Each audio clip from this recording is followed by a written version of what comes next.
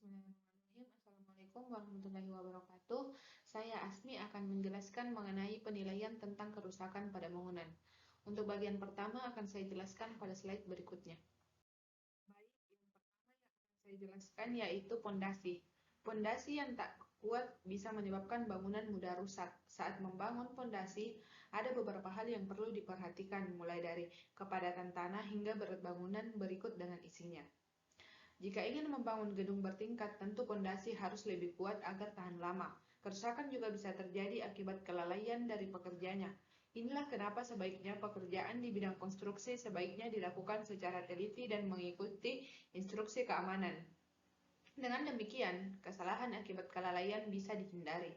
Jenis kerusakan pada bangunan bisa juga disebabkan oleh material yang tidak tepat. Alhasil, material tersebut tak mampu menopang bangunan berikut dengan isi di dalamnya. Bangunan bahkan bisa runtuh jika material yang digunakan tidak kuat serta berkualitas. Yang kedua yaitu tembok. Retak random yang terjadi pada dinding adalah diakibatkan oleh terjadinya penyusutan pada plesteran yang terjadi secara merata. Penyebab penyusutan ini dikarenakan oleh variasi kandungan semen adukan tidak merata dengan perbandingan campuran yang kurang baik. Kerusakan ini dapat diatasi dengan memplaster ulang, namun dengan terlebih dahulu menghilangkan kerusakan tersebut dengan membuat kasar permukaannya dan dilembabkan.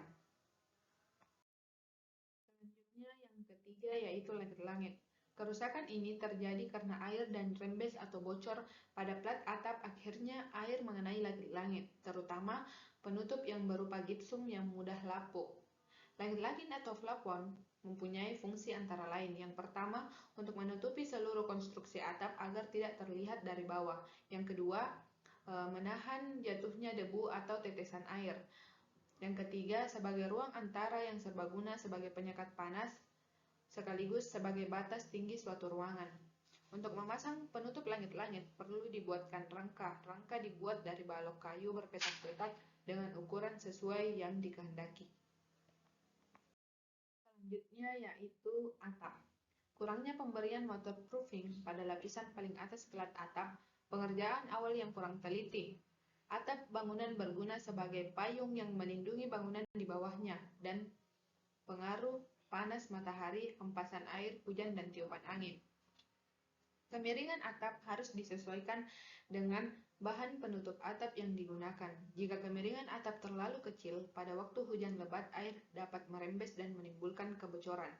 Jika kemiringan atap terlalu besar, penutup mudah lepas oleh angin kencang.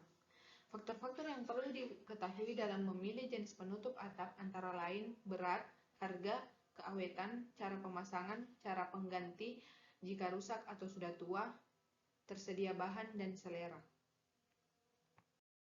Selanjutnya yang terakhir yaitu lantai.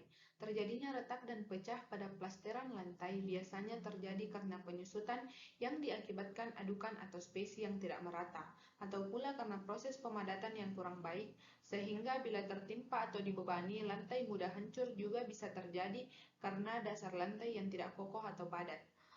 Sekian yang dapat saya jelaskan. Lebih dan kurangnya mohon maaf. Assalamualaikum warahmatullahi wabarakatuh.